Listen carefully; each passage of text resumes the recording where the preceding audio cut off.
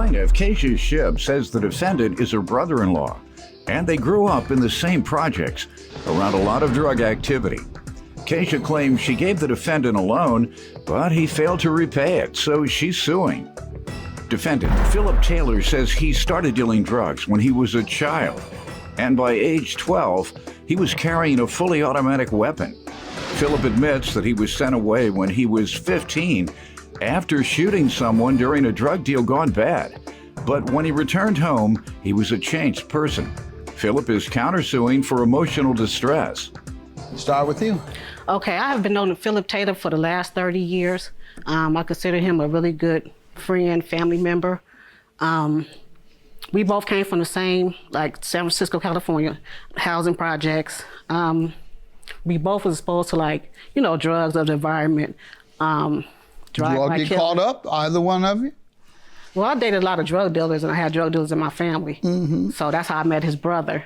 And that's how I ended up being exposed to his family, where they, had a lot of drug dealers, killers, shooters. And Philip ended up, I believe, shooting someone. So Did you get in any trouble? Yeah, because I dated drug dealers and, So you caught them conspiracy cases or money laundering, conspiracy, what? I got lucky because I You had was one carrying leg. that bag? There you What? go. I had one leg in and one leg out. So, You was carrying that bag. You're lucky you didn't get killed for carrying the bag. And all they'd be doing is taking it from one city to another for the no good man who was strong arming them to do it. You might give them $5,000, but off that kilo, they make $200,000. Wow. And she's the one taking the risk on the road. She get a case, she's in love, so she's not gonna give him up while he's still doing his thing with a new woman. All right, so glad that didn't happen to you. She's smiling because she knows that's just how it go, isn't it? Mm-hmm. All right, you give me some background, sir. He's grinning too because he wanted them to send his woman out there with the bag. No, I wouldn't do that, Sean. Did. That ain't my type. That ain't my type of get out. Go ahead. I grew up in a very hostile environment. I grew up on the code. I'm sucker free. That's what we call, back in there, we call ourselves sucker free. But I just want to say, by the time I was 8, I was selling drugs, like she said. And by the time I was 12, I was carrying fully automatic weapons. And by the time I was 15, I had an incident where a drug deal did go bad, and I pulled the gun first. So that's what happened. I've never been to penitentiary ever in my life. And so I went away and I came back, and I was able to, after reading the autobiography of Malcolm X, I was able to readjust my life. And when I came home, she knows this, when I came home, I was a different person. That book is transformative, isn't it? Yes, it is very important. Transformed my life. The 7 months I did in jail, I read that book, and it helped transform my life. And I came out, went to college with the express desire to make a difference in my community, African-American community, being discriminated against as so laid out by Malcolm X's autobiography. Because I didn't have the analysis quite made out, the social dynamics of discrimination and racism and the power plays. And then when I read that, I understood and I wanted to fight against it.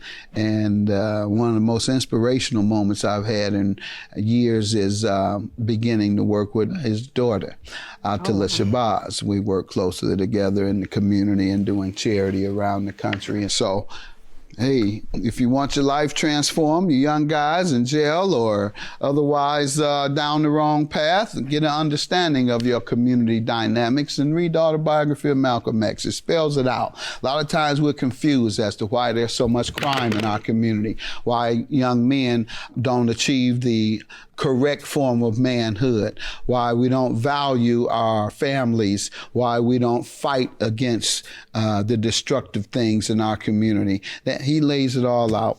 And so I suggest that book, The Autobiography of Malcolm X. It's been on sale. Alex Haley wrote it, and he was giving that information to Alex Haley right before his assassination.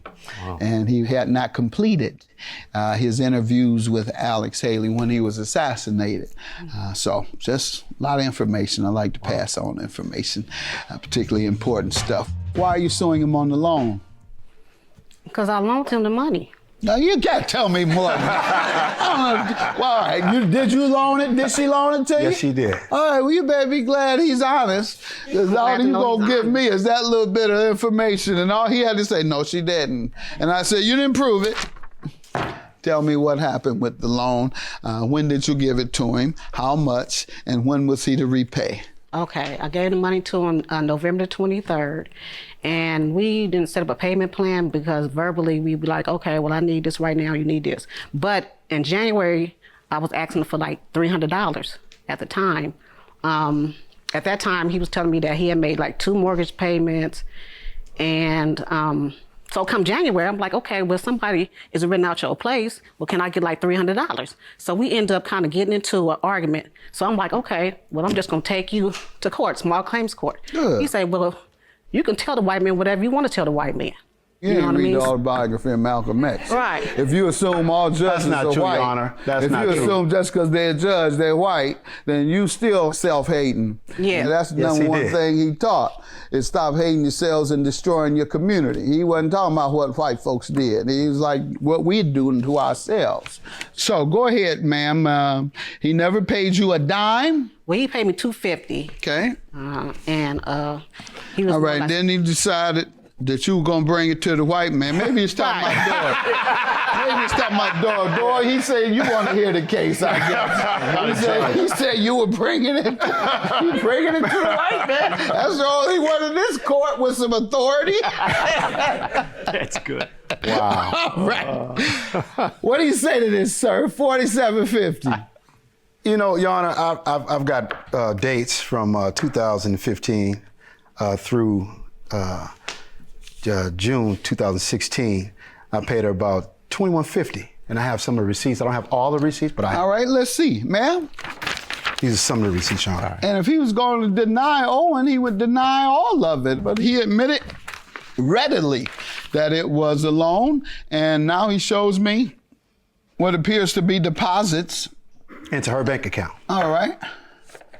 Ma'am, has he ever deposited money into your bank account? No, he hasn't. Wow. No, he has not. And Because he would have called me and let me know he deposited. He just don't up and deposit money in my account and don't let me know. We didn't have that kind of relationship. I've done that in the past with her many times. Why would I have her checking account information? Because you always had it. That ain't nothing new. why did it have it, man? Because we always been changing money back and forth. When I used to drive the bus Thousands with of him, dollars. I've given $2,000, her he had thousands. three. She's Wait a given me minute, thousands. $2,000 All right, to so him, $3,000 to electronically? me. No, cash. Cash. I put in his account, he put in my account because we both had each other Put cash in the accounts? Yeah. Right. I had Okay, so you all have a record of having each other's account. Exactly. Right. I used to do it with a All right, so that means cashier he check. was able to deposit it into your account. No, I used to do it with a cashier check into his account. But he deposited nothing Your in my account. counterclaim for emotional distress, $5,000. How does she owe you? You know, I've been at my job. I've been working with the city and county in my state for almost 23 years. And she came up to my job, and she went to HR first and told them that, you know, I had been in prison and I had shot somebody. She was scared of me and all this stuff. That's all not true. So I had to call and talk to my dispatcher, which she gave them the envelope. She went and gave them the envelope. So once you get the envelope in the dispatcher office, everybody reads it. People was coming up to me telling me that I was being sued. I had no idea she did this to me. And it's like, she know I got a lot going on. You know what I'm saying? I pay over $2,500 a month in child support, okay? And I make a substantial Ma'am, lot did of you money. do this? Did you interfere with his job? No, I do not. I paid a process service, see it, please. $85. I haven't talked That's to him all over a you year did and a is half. sue him? You didn't call the job? No, I never called his job. Is that all she did was have you served? Sir, That's all I had to do She was came serve. up to my job. Several people who knew that he had done this that I know, and we perfectly are friends with. Me, No, we mutual are friends, not. excuse me. I haven't seen him in a year and a half. Mutual friends. I haven't called seen me him in a year and a half, sir. said she's been up here more than once. What do you mean mutual friends? All it takes is a coworker or a supervisor, an outside mutual friend. How they know what she's done on your job? What about the people on the job? Your supervisor, a colleague? My dispatcher. And that's what the process That's why server. my dispatcher. got called into the superintendent's office, and the union person said that they came up there. Somebody was looking for me. not just the person she You sent. have any letter or any note from I don't them? have any affidavits. Is this but the first she time you knows. heard this? That's the first time I heard it. I haven't seen him in a year and a half. Exactly. At all. And you know why? Did you ever mention this to her about coming up to your job? I haven't talked to her because She it's was like there talking when to her. she came up to She your a drama job, queen. and She a I'm drama sure she queen. left a number for you to call her regarding her money. If she came there for her money, she's going to leave a number if you're not there. She's going to say, have him call me. She talked to mutual friends that we know.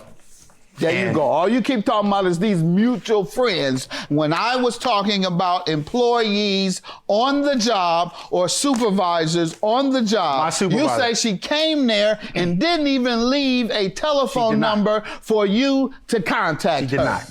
You have the burden of proving that, and so I can't grant you judgment. You haven't proven it to me. If you had even one note that she came to your job, all I've heard is that she had you served on your job, and that is legal and is not harassment amounting to emotional distress. The balance due on the loan, ma'am, I'm going to accept his receipts, and therefore I'm going to grant you your $47.50 minus Doyle, Got it. $500 minus $350. And that's what I'm granting. 3,900. $3,900 is your judgment, sir. Your claim is dismissed. You just didn't prove it. Have a sir. good day. Thank you.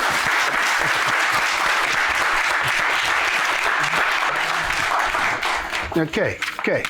You know you out of pocket.